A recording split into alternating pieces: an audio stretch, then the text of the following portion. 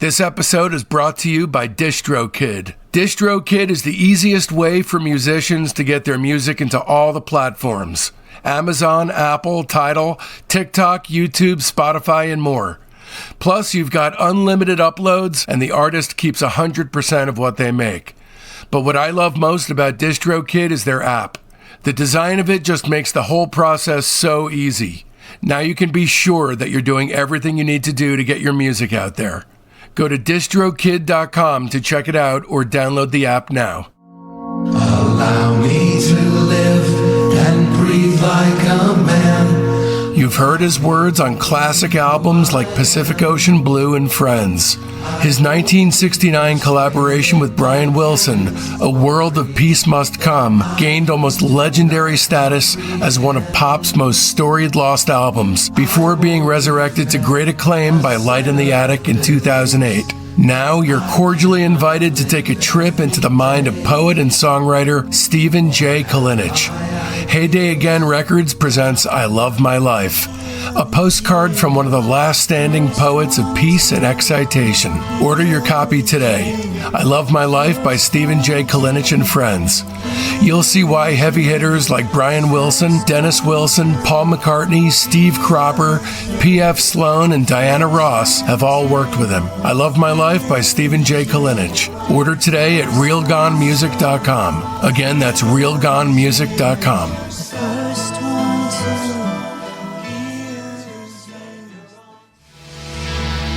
The second single from Future Prophet Records is here. Birthday Girl presents Never the Sound, available right now on Future Prophet Records. That's Future, Prophet, records.com. Order now.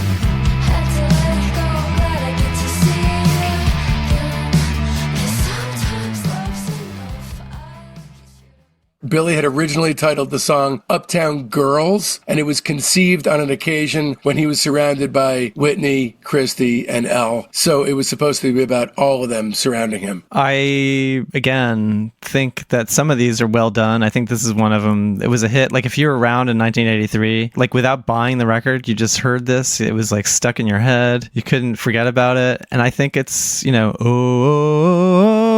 it's, like, well done. Do I want to hear it again? No. But I think that's a hit. What can you say? There's certain moments in my life that I'm just so glad I'm still on the planet. And for you to be defending Uptown Girl is definitely one of them.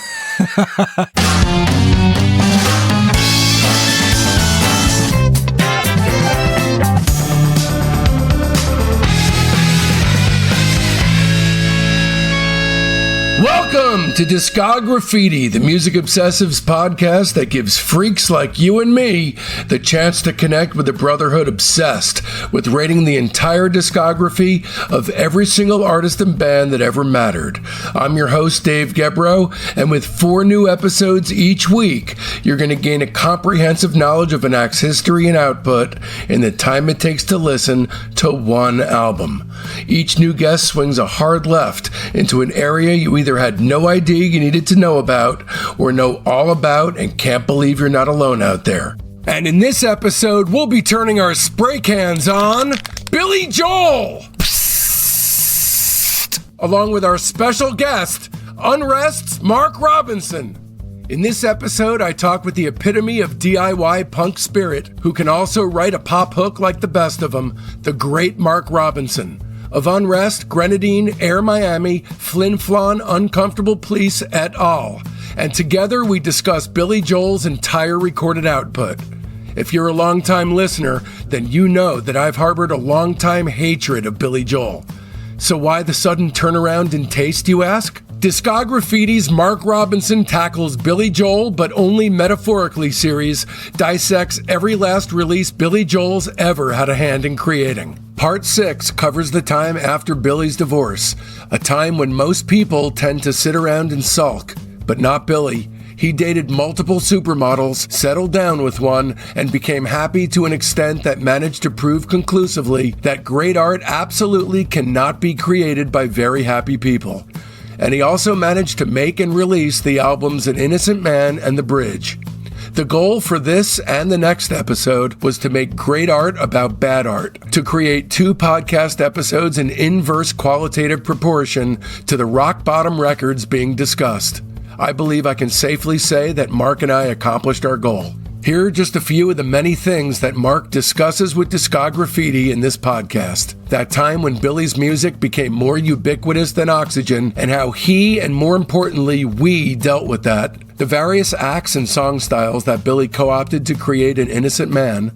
The unfortunate damaging effect that An Innocent Man had on my perception of Billy Joel and his music until only recently. The wildly successful Greatest Hits Volume 1 and 2, which went double diamond and whose 2 new tracks both became hits. The heavy Huey Lewis and the News, Sting, and Cyndi Lauper vibe of The Bridge. And an in-depth deep dive on every song off An Innocent Man and The Bridge. And away we go then!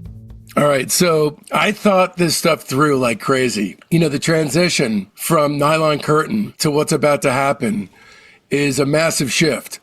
And of course, we enter phase 4, top of the world. So now what?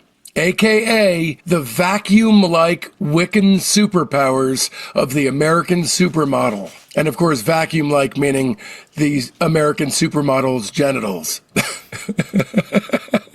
I'm just saying that something happens. I was curious because after I did the podcast with you, do you use this kind of language when you were interviewing Michelle Mamas Phillips? and Pop? Yes. Yeah. Yes. All right. I was much worse with her. She swore like a fucking sailor. But this is, I mean, swearing is different than saying things like that, but okay. It's a totally different ball of noodles. No, she went there with me. In fact, our relationship started off with me mentioning Harold and Maude as a reference for us. But I mean, I don't mean this in any kind of arch way, but if you take a guy who's like an average guy, Billy's an average guy with an immense talent, and you bring a supermodel into the mix, there are these things that are going to happen to him. His talent will change. There are certain aspects of his creative drive that will just change on a dime. And so how is he an average guy? Because he's, I mean, at the time, he's more popular than she is, right? I'm just saying, take away his talent. Okay. And you have a guy like sort of a, you know, he's not a bad looking guy, but he's You're talking about his physical looks. Yeah, like you're in a room and you don't know who anyone is, and you just see the external appearance of this woman with this guy who, you know, okay, so he either has money, he has this. Whenever you're doing that kind of shit in your mind, trying to figure out why is she with him, why is he with her, that kind of thing. So after the Nylon Curtain, Billy was fried. He'd been going nonstop for a long time and decided to take Paul Simon's suggestion to vacation in St. Bart's. That's where he met Christy Brinkley in early 1983. He began playing piano at a bar on the island. Moments later, to his wonderment, Elle Macpherson, who was then just 19, and Christy Brinkley, who was then 28, were standing at either side of him, and Billy was 33 at the time, along with a young Whitney Houston. After a brief relationship with Elle Macpherson, who he's actually written songs about, I don't think this was like just a kiss. I think they actually had a relationship. Billy and Elle were together. Christy Brinkley and Billy Joel were later married in 1985. They apparently conceived their daughter Alexa Ray on their wedding night. And that's when the whole thing inescapably and inevitably went up in a poof of supermodel smoke. And so begins the vapid years, from which you could not escape Billy, no matter how fucking hard you tried. And oh man, did I fucking try. I tried as hard as I could. Is part of me jealous? Mark, is part of me jealous? Sure. Why wouldn't I be? Because not only is Christy Brinkley a beautiful woman, but then I watch the documentary and I find out, to my horror and my amazement, that she's actually got her feet planted on the ground. She's like a reasonably grounded person with a good sense of humor. She's smart, you know, so, oh man, I go to this place of how in the hell? I mean, she's like perfect, but the other part of me recognizes bland, uninteresting music when I hear it. And so August 8th, 1983, An Innocent Man is released. Billy from the doc says, I wanted to do something simple and dumb and happy, and I did An Innocent Man, which is really an homage to all the music of my teenage years. And it's a concept album, really, being a tribute to the pop music of Billy's adolescent years, with him paying homage to a number of different musical styles from the late 50s and early 60s. Each song is basically a ripoff of another song or a style, but especially doo-wop and soul. And then to force the point down your throat so you choke to death on it, the album cover artwork was taken on a New York City front stoop, another throwback idea. First of all, this album is Billy's anti-Attila. It's as far away from what that album was for him as can possibly ever be. And even though it's stuck in the 50s and 60s, An Innocent Man was the perfect album for the 80s because in its mission to assemble the ultimate and recreative pastiche, it is as hollow and empty as other vacuous exercises in pointless muso-onanism. Even though it features a few good songs, this anemic piece of crap is far less than the sum of its parts. So after the divorce from his first wife, Billy says, quote, I had gotten divorced and I started dating these different women. I was going out with models. I was a rock star, a single guy who was a rock star. I was amazed at my good fortune at the time. I started writing songs about these experiences. I kind of felt like a teenager all over again. I was kind of reliving my youth. This was such a big success. I mean, it was everywhere. It reached the top 5 in a bunch of different countries. There were 3 Billboard top 10 singles. Tell Her About It was number 1, Uptown Girl number 3, An Innocent Man number 10. And then there were 4 other singles from the album. The Longest Time was number 14. Leave a Tender Moment Alone was number 27. Keeping the Faith, number 18. And This Night was a B-side for Leave a Tender Moment Alone.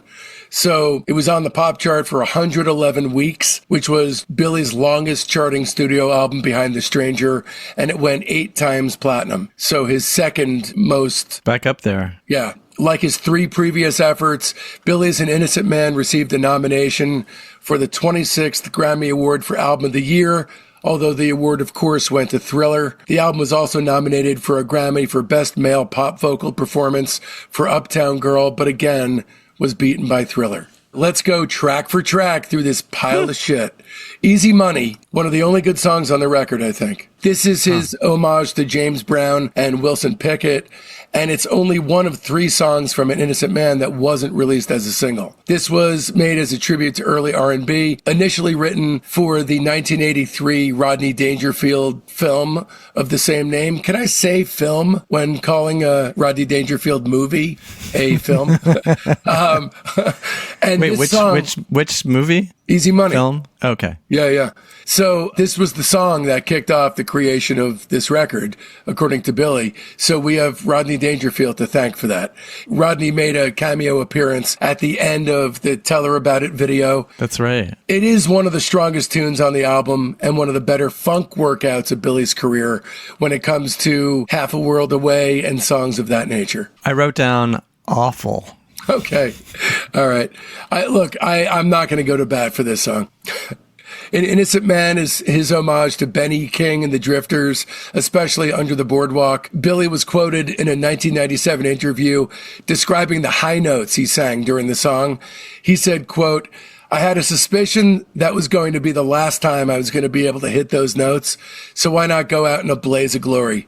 That was the end of Billy's high note. I've got a little bit of a weakness for this tune as well, but as opposed to the 10 plus years of material that preceded this, it feels like a guilty pleasure. Even then, it's far too long. It's 5 minutes and 17 seconds. So after this song is where I completely stopped giving a shit about this record, but I kind of like An Innocent Man a little bit. Meh. Okay.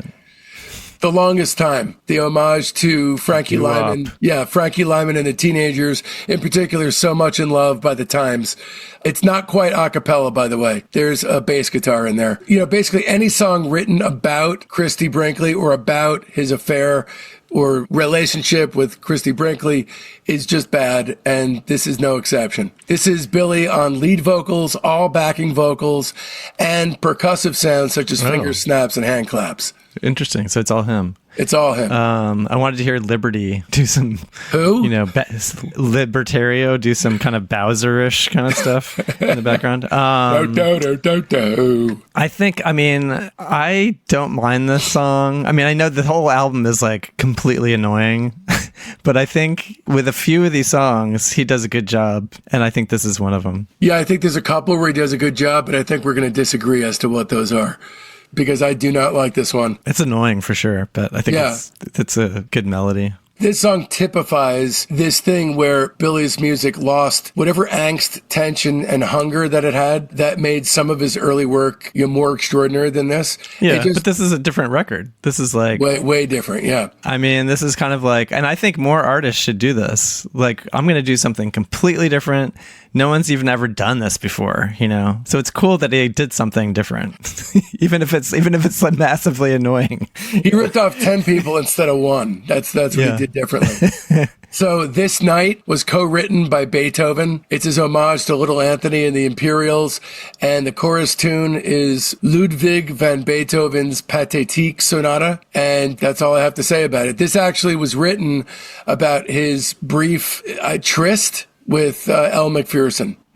I just wrote down okay. Yeah, I'm not a fan of that one. Tell Her About It was an homage to the Supremes and the Temptations, released as the first single from the record. He performed the song fairly regularly after its release for a few years, and then the song was dropped after the tour for The Bridge, and it hasn't been performed live since 1991. Making it one of the very few major hits across his career that he completely stopped playing live. I don't think this is completely awful, but it's so goddamn dopey. And there's a horridly dopey descending sax line that I've always honed in on as one of the dumbest fucking things I've ever heard in a song ever. I don't know if you know what I'm talking about. I don't remember. Tell her about it. And then it goes, that. Anytime I hear it, I literally grit my teeth. Yeah, I can't stand it. I can't stand the backing vocals.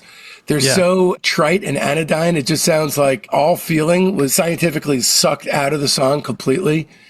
And of course, massive hit. And then you flip it over. Hit. At the very least, when you flip the record over, it doesn't go downhill. It remains as shitty as side one. Uptown Girl, his homage to Frankie Valli and the Four Seasons, especially Ragdoll. This was another massive single that peaked at number 3. It was the second best-selling single of 1983 in the UK, behind only Culture Club's Karma Chameleon.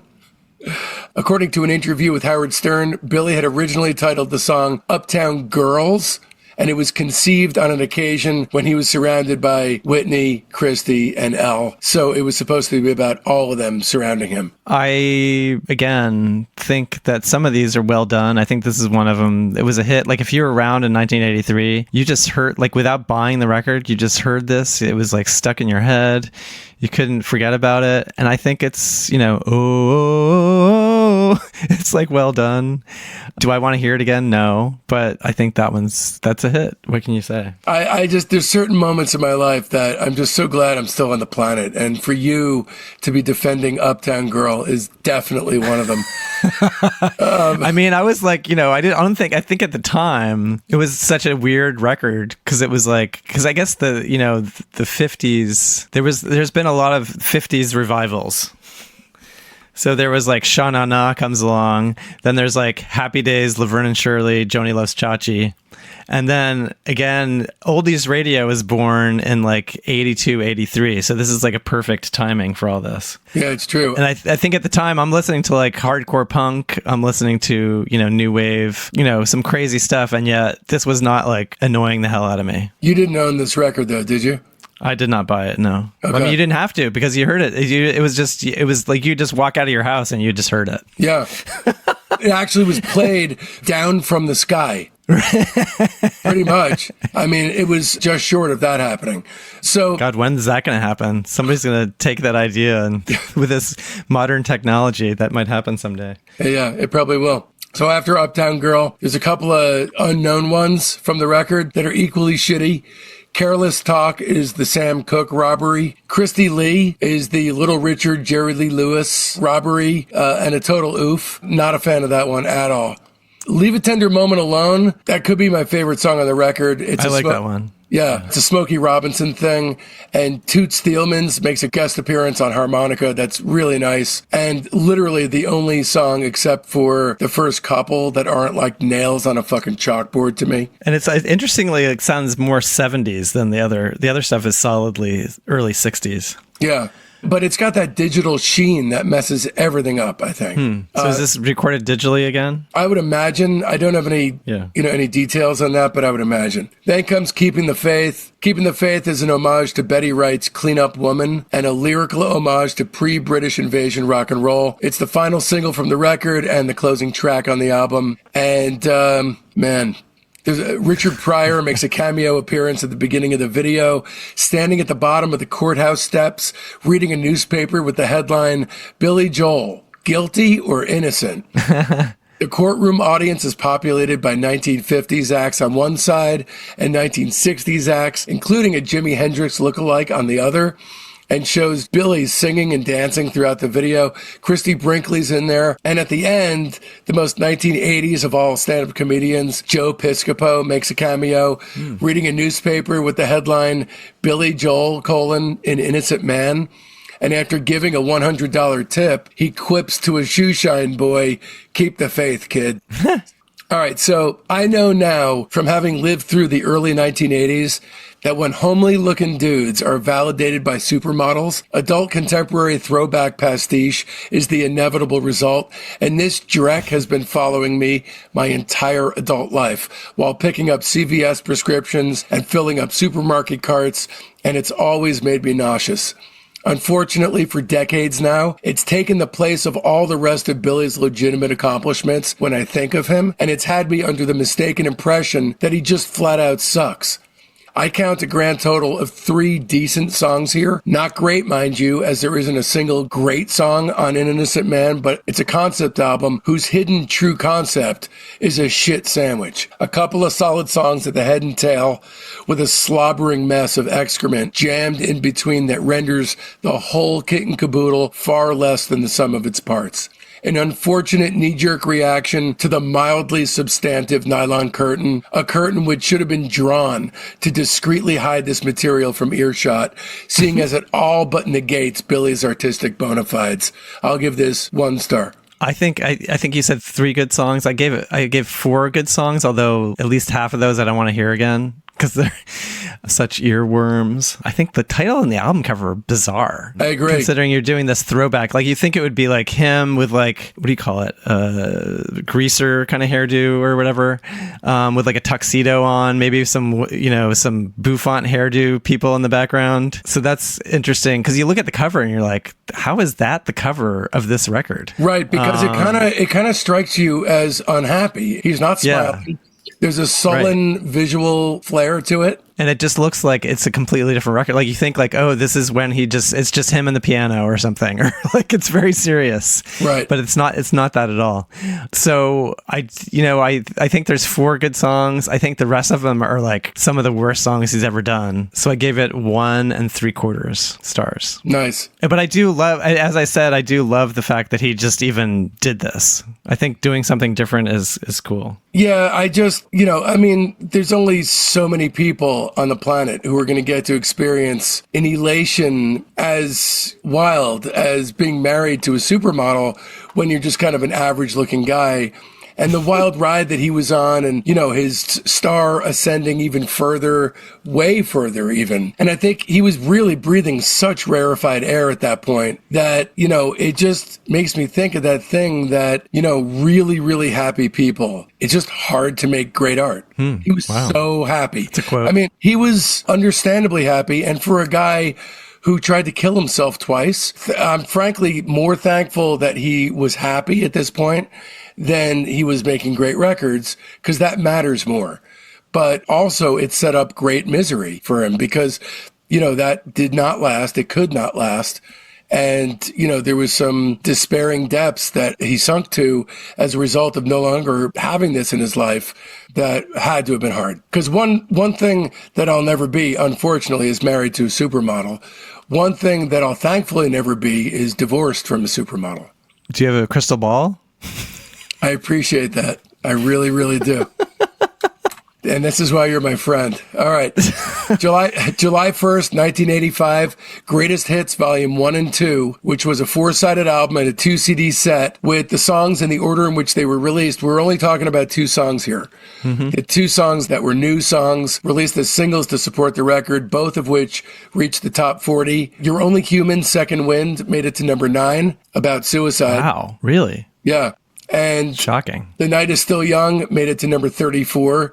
Greatest Hits was wildly successful, and it was certified double diamond with over 11.5 million copies, which means 23 million albums sold. That's a lot. It's one of the best-selling albums in American music history. But it was not sold. I don't think people bought it because of those 2 new songs.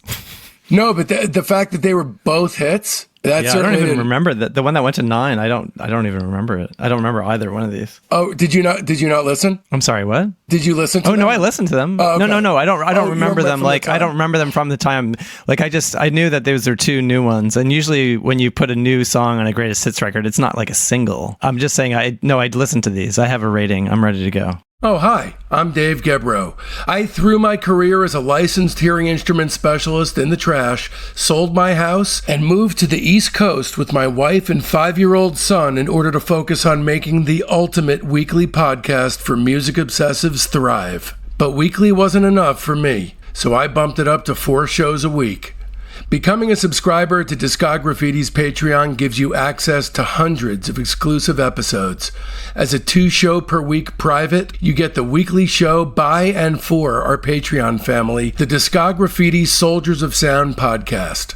As a 3-show-a-week lieutenant, you'll get early release, ad-free, extended director's cuts of the main show. They're the shows as they were intended to be heard.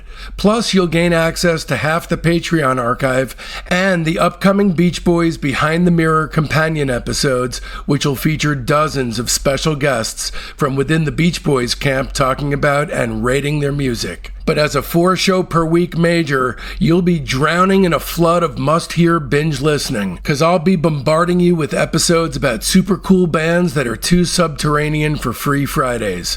It's like going to music college, but with a tuition that makes all kinds of sense. Plus, our entire Patreon archive is yours.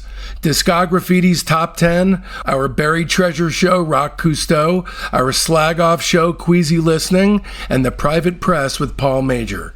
And all that for the price of only a cup of coffee a week. Times are tough, you say? Fret not, because there's a $1 tier. Or you could just join as a basic member and buy episodes piecemeal from our Patreon shop. Don't risk feeling badly about yourself by not giving. Check out patreon.com/discograffiti to find the tier that's right for you. Once again, that's patreon.com/discograffiti. This episode is brought to you in part by Bespoke LA. Located in the Fairfax district of Los Angeles, Bespoke LA is the modern podcaster's dream come true. It's got 2 podcast pods available, one with audio only and the other with both audio and video. Just think, you can start your own podcast tomorrow without investing a single penny in equipment. What, you don't have experience editing? Don't even sweat it. For an additional fee, Bespoke LA can edit your podcast. Or not, it's entirely up to you. Rates start at $75 an hour with discounts if you book 4 sessions at once. Go to bespokela.com/podcast. That's BSPOKELA.com/podcast for more information or to book your time today. And be sure to tell them that Dave sent you for a one-time 25% discount. Look, there's no question the first thing I want to talk with you about, because You're Only Human, Second Wind is the second best song of all time to deal with teenage depression and suicide. So, was this the inspiration for Teenage Suicide Don't Do It? Definitely not. Did we discuss? We must have discussed where that song came from. Yeah, we did. Heather's, okay. Right? Yes. Yeah. So, I actually love this song. I love the idea of this like breezy, boppy song, because in its original draft, Billy was concerned that the song sounded too depressing. So he gave it this bouncy, joyous beat and melody with, lyrics that were optimistic, and I think in a way it's kind of a masterpiece. to take something that was so heavy and to make it so light, because to me, it sounds like Julian Lennon's Too Late for Goodbyes, which I love. I love that song. But it sounds like a similar melody, similar feel. And why not? Why shouldn't a Suicide song have a feel like that? Okay. Yeah. And another Libertario touch. The song was originally titled Second Wind, but Billy changed it to You're Only Human with Second Wind as the subtitle after Libertario mocked the name of it. Okay. Wow, this guy's really vocal. He's really, a vocal member of the band, for sure. Yeah, he's always making fun of Billy's work. No wonder they didn't talk for years. Right. Well, the drummers are generally the comedians of the band. Right. Except for Jim Gordon. So Billy actually donated all royalties from the song to the National Committee for Youth Suicide Prevention. And also there's an audible chuckle after a brief hesitation and stuttering during one of the verses. And after the prompting of both Christy and Paul Simon, who were in the studio listening to him sing, he left it in the finished recording as it seemed to him to illustrate the song's point about celebrating personal fallibility. Yeah, honestly, I think that only someone who's attempted suicide twice in a row can get away with a song like this. A white reggae-ish light funk track about committing suicide. But I really like the song.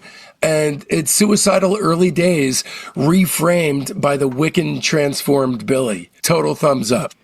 I gave it a 0. The Night is Still Young. The song peaked at number 34, like I said, and did even better on the adult contemporary chart, where it peaked at number 13.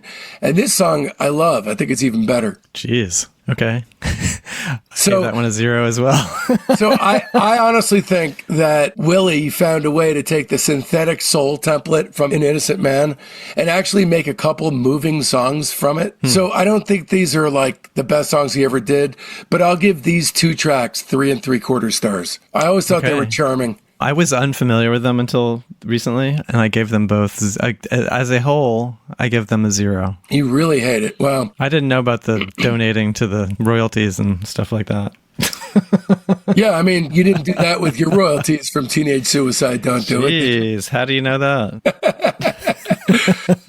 July 25th, 1986, The Bridge, the 10th album by Billy, Billy's last studio album produced by Phil Ramone, as well as the last to feature Doug Stegmeyer, his bassist, and Russell Javors, the rhythm guitarist. Bunch of successful singles from this, including A Matter of Trust, which hit number 10, Modern Woman, which was also on the Ruthless People soundtrack, which also hit number 10, and This Is the Time, which peaked at number 18. It went 2 times platinum. Here's Billy on The Bridge. It was kind of a struggle to write. I didn't have the ambition that I did on the previous albums, and I could hear it on the album. In another retrospective interview, Billy said, "Not a happy album. I wasn't simpatico with the musicians, some of whom I'd been working with a long time. I don't think the material was good. I was pressured by management to put it out too fast." Too fast. That's 3 years after his last record. By the end, I sort of gave up caring, which for me was unusual. I remember reading bad reviews and agreeing with them. Billy later admitted to Rolling Stone that at the time of the album's writing and recording, he was in no mood to be in the studio, saying, "Christy and I had just had Alexa, and I'd have much rather been home with the baby." And, there's a song on the record called Temptation that's about that angst of leaving them at home. Yeah, this is a transitional record, if you could call it that, in between An Innocent Man's upbeat kind of thing to the more serious Stormfront afterwards. But I am not a fan of this. Running on Ice, you talked about a song sounding like Police. Yes, this is definitely This definitely the is Police. like, I wrote here that it has this weird, rich little imitating Sting kind of vibe to it. It actually, I'm still completely unconvinced that this is Billy Joel. It sounds so much like Sting. It's really weird. And by the way, on a side note, apparently Billy Joel, Sting, Don Henley, and a couple others had kicked around the idea of forming a pop supergroup similar to the Traveling Wilburys, but with a jazz slant that would be called Pork Pie Hat. Or like the Power Station. That was another one. Yep. It was the era of the supergroups. Running on Ice is no good. Yeah, I'm going to be completely honest here. I could barely get through this whole record, so I've only even mentioned, I only have notes for 3 of the songs. I don't blame you. I mean, there's no reason. I subjected myself to it a lot because I got really into the idea of these turns that he made in his life, and I started overthinking overthinking a lot of things that I'm glad I did, because it kind of became a think piece for me. But this is the time. I mean, I think this was our prom theme, if I remember correctly. It was either this or In Your Eyes. That was our prom theme. Yeah. What year are we talking? My senior prom was 1990. Okay. So it might have been In Your Eyes. So it was like a 4-year-old song when it was your prom. I may be wrong. I may have been. I was, believe it or not, I went to 6 proms. I don't know how. I am no popular guy. Yeah, I was somehow that happened. But this is the time up until I did the research to this. I hated this song. I pictured him kind of really in a venal kind of way, like sitting down, trying to write prom themes. But then after watching the doc, like I just would visualize him looking around at his beautiful and sweet supermodel wife and his cute little girl, all his money, all his talent, and remembering that he almost really killed himself a while back and never got to enjoy one bit of all this. And now his life was just flooded with rewards. And in that mind frame, I am completely able to buy this song without a single bit of the cynical snarkiness that I used to bring to the table. Plus, at 53, I am really as soft-hearted as they come. Yeah, and there's that line in it. Did you know that before you came into my life, it was some kind of miracle that I survived? That maybe is about him trying to commit suicide. And I do kind of love this song. Okay. I guess I liked, there's one song I kind of like. Maybe this one and another one. All right, so I'll just fly through. A Matter of Trust. Yeah, I think this song sucks. It's lethargic. Like when we talked about, you may be right, having a tempo that's a little too slow. This is a rocking song with a plodding tempo, which is very strange to me. It's so lethargic, and it's one of the worst count-ins ever. A 1, a 2, a 1, 2, 3, 4. I don't. I kind of like just that part. That's probably the highlight of the album. Yeah. I don't like that song. Then Modern Woman was the leadoff single from the record and was on Ruthless People. I just got to talk about one thing. And by the way, of all bands to borrow from, this song borrows heavily from Huey Lewis and the News. He's borrowing from weird places. Yes. I don't mind Modern Woman. Do you? Yeah, I think that one's all right. Okay, Baby Grand, the duet with Ray Charles. And by the way, welcome to the really strange jazz oasis in the center of this record, where there's 2 jazz songs in a row. And before and after, there's literally the opposite of jazz, which is very odd. It made me think of Chewel's Gum with the oozing center. Anytime I would listen. When I was growing up in New Jersey, this had to be, I moved to DC in 1975 and I lived in this apartment complex and somebody's dad came by because everybody's parents were divorced at the time, it seemed, in the 70s. Anyway, so somebody's dad comes by. He has this gum. I want to say it was like Lifesavers branded. That doesn't even make any sense. But anyway, it was the gum where the gum was on the outside and then there was this like filling on the inside, this liquid filling. I think this is what you're talking about. Yeah. And we had never seen anything like this before. This guy works at like a candy company and he's like handing it out to us. Like everybody gets a piece. And I remember not seeing that hit the market for like years after that. Anyway, I just had to tell that boring story. That's not a boring story to me. I mean, it's such an unboring story to me that every time I heard this record and it would get to these 2 songs in a row, I would just think of Chewel's. To me, this is the oozing center of this record because you have 2 pretty solid jazz type songs, Baby Grand and Big Man on Mulberry Street, which are pretty damn good. I mean, this is sort of in the Georgia on My Mind, slant of Ray Charles. The 2 of them go at it and do pretty good and you don't like it. Okay. And then Big Man on Mulberry Street, this has Ron Carter and Michael Brecker in it. And I like the idea lyrically of this kind of nebbish who thinks he's really cool. And it's sung from his perspective. So the music takes on his delusions of grandeur. I mean, lyrically, it's cool. I like the jazz swing. You hate it. Not a fan. Okay. Temptation, whatever. Code of Silence, the Cyndi Lauper song. Why is he duetting with Cyndi Lauper? I really don't understand. It's the final track written for the album. Billy had hit a wall in writing it, and he called on Cyndi to assist him by coming up with the lyrics and doing background vocals.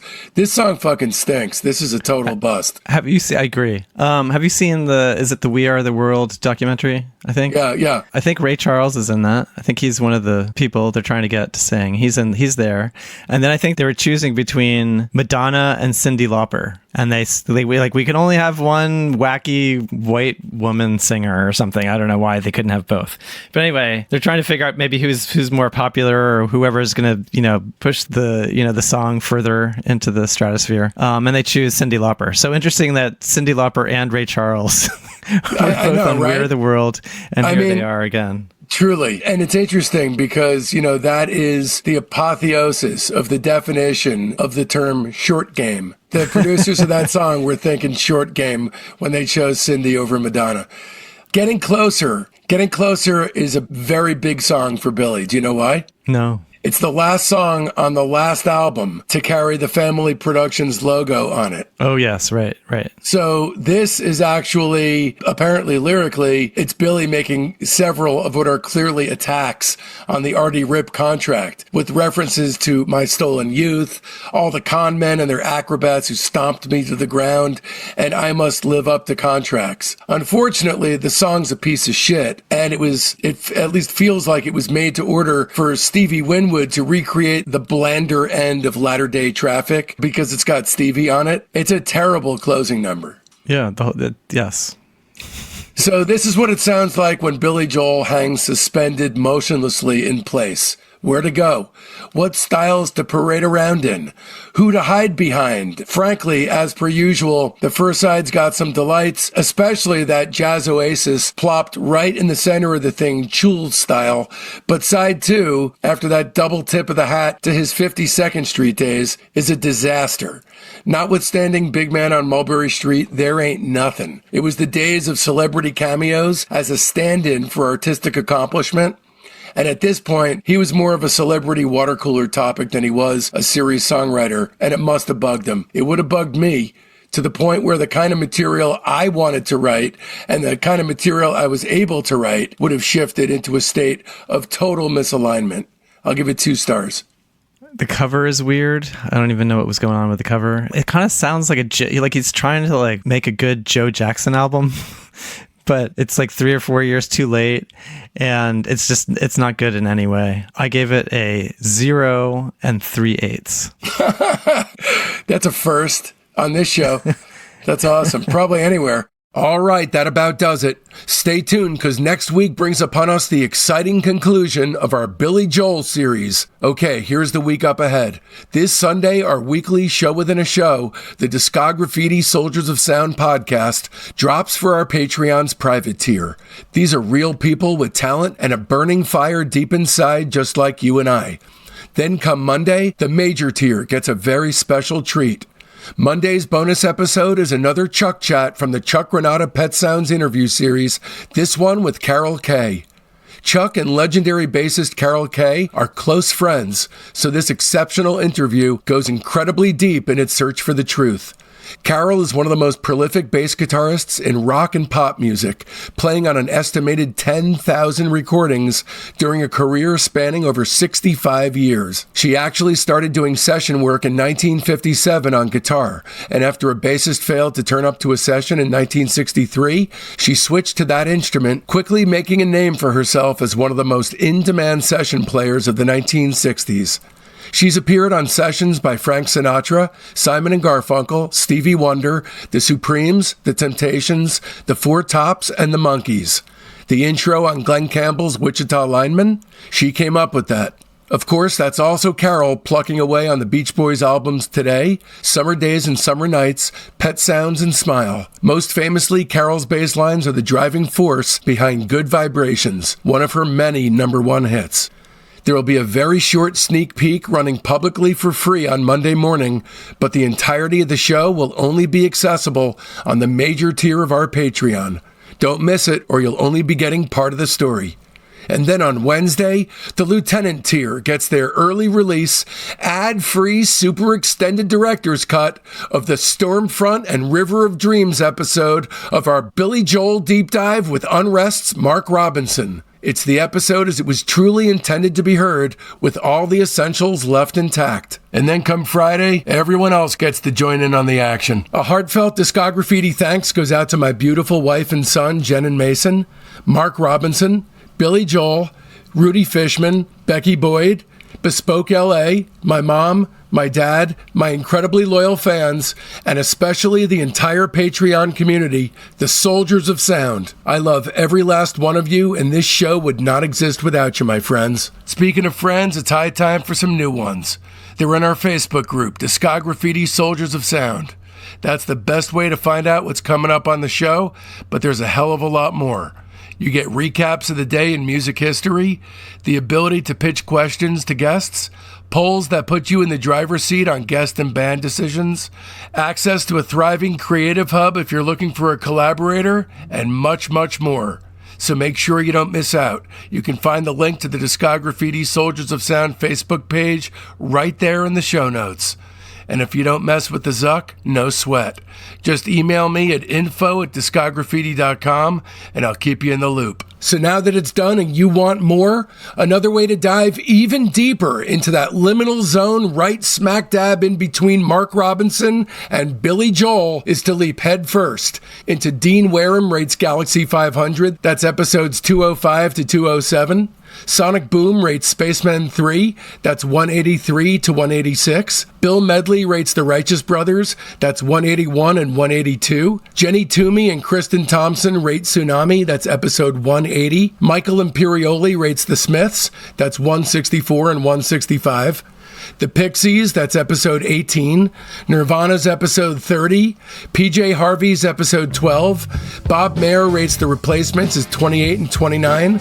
And of course, the legendary Mark Robinson series is our 16-hour interview with the man about his entire discography, and that's episodes 128 to 136. And of course, be sure to mark your calendars, because next Friday, December 26th, we're coming at you with the Stormfront and River of Dreams episode of our Mark Robinson tackles Billy Joel, but not literally deep dive.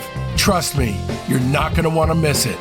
And so, from now till then, don't let our youth go to waste, lads and ladies. It's Discograffiti!